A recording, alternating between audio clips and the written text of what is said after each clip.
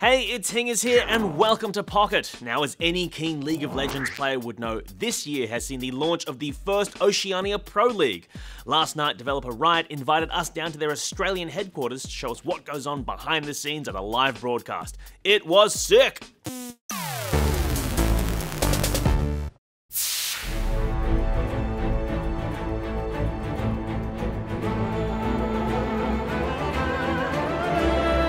We've come down to Riot, and the production team are setting up for the first live match. There are 8 pro teams involved in the Oceanic Pro League. Each week they face off against each other, trying to win a spot in the final, which will be held in April. The winner of that will head to Turkey to represent Oceania against the world. Looks for it, and Rady gets the next kill now. Jinx gonna chase him. Masui gets 3 shot there by the Jinx. That's another ace there by the Chiefs, and that's gonna be game.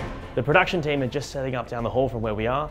Why don't we go chat to the casters and find out what we can expect from tonight's match.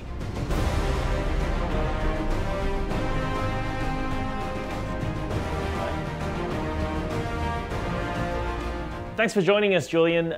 So can you tell us about who's playing tonight? Yeah, tonight for the OPL, it's going to be the upstarts Rich Gang versus the still undefeated Chiefs. The Chiefs obviously come in as the favourites, so looking to continue their undefeated run so far. Looking good so far at 4-0, would love to make it 6-0 today as well, to make it 3 straight weeks of undefeatedness. But Rich Gang looking strong, they're definitely a team that can upset, you know, they're coming from maybe the lower portion, but they're still a very strong team. When they take over games, they take over very quickly. Hey, since you began, how far has the Australian esports industry evolved? So I've been in the Oceanic scene for 4 years, and I've been from a competitor on old online tournaments to casting the same tournaments that I used to compete in, to the very first LANs that used to be played, to eventually building up to bigger scale events, to eventually Riot coming in and having professional level events, and now of course this year. How many hours do pro players put into LoL each week? I think it's interesting in Oceania because the players do have to balance a lot of other responsibilities. Some of them have jobs, some of them are studying at university or even still in high school in some cases. They commit a lot of time to making sure they're keeping practice and making sure they're playing solo queue or just playing with their team as well. And of course they have to play their OPL games, so quite a lot, but it's kind of a part-time job for them. Can players make a living out of League of Legends in Australia? And what about other places around the world? Around the world, yes. So if you look at the really big leagues in North America and Europe, everyone will think of the League Championship Series or the LCS. And you do have players there that play professionally. Basically, Riot over there subsidizes the league, so they salary all the teams that are in the Pro League. And it's kind of for them, you know, a chance to be like, you know what, for this split, we've got you covered. It's enough to live on. It's not, you know, a massive amount. We're not talking huge like football level contracts or anything, but it's more than enough for the players to commit to going pro and try and have the best time they can, really living that dream. How does Australia's esports scene compare to that of Asia and Europe and North America? Around the world, it's especially in places like Korea and China, huge infrastructure, massive gaming houses, big teams, you know, big names, and a lot of really big production. And that's sort of started happening in the West as well, in regions like North America and Europe. So there's more and more esports fans that have been building for a while. Australia has classically been a region in Oceania by extension where they just love to play games and love to support, you know, their sports teams, and that extends to their esports teams as well. Australia's a lot smaller, but we have a really passionate community and again, really strong players that want this to be their thing. They would love to be pro gamers.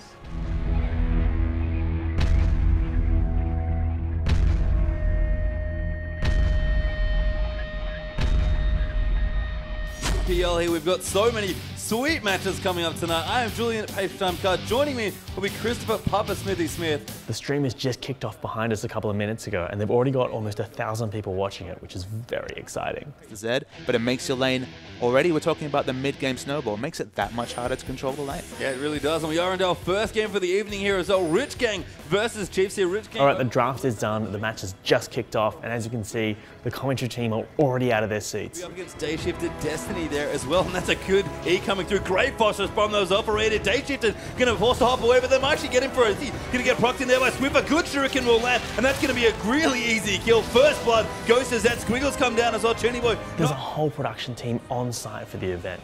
Just next door, there are 2 referees who are watching the whole match to make calls and settle disputes. Has rotated down now. Zomwundo quite tanky, just throwing cleavers into the back. Swiper getting low rated. Gonna be forced to back out. Chenny Boy popping the ulti. Now Day Shifted gonna come in, gets the first reset. Squiggle now. So we're about 20 minutes in, and there's been some pretty good fights. The Chiefs are ahead, but maybe they're not as dominant as we thought they were going to be. Destroys Day Shifted. Squiggle though got the first kill. Swiffer forced to fight. Is he gonna eat a cleaver? The ward's good. Does get low. Shut down there by Corky. Swiffer as well is gonna go down. A Squiggle picks him up, and now they're gonna try and peel away. the way. It's just 1-for-1, but they trade him in for AD carry. Brady, though, can't do anything against the Mundo, and Destiny, of all people, going to get the kill. So Rich Gang have kind of pulled it out of the bag because they have a late game team composition, and this could all be over quite soon. Picks up Swipe around the back of the fight as well, and Rosie looked to be the last one here for the Rich Gang. Chainsaw going to try and turn around. Destiny going to go down there, so Huey going to move down and Squiggle. Going to go into the Swipe, going to dive straight in on top of Chenny Boy. He's getting so low on the Chiefs. Win a marathon 50-minute game against the Dr. Mundo. I cannot believe they did it, but it was those small mistakes 40 minutes in. Well, it was a super close game, but the Chiefs have managed to scrape through after a lot of back and forth. There's another game starting in like a minute, so I'm going to go find a better seat.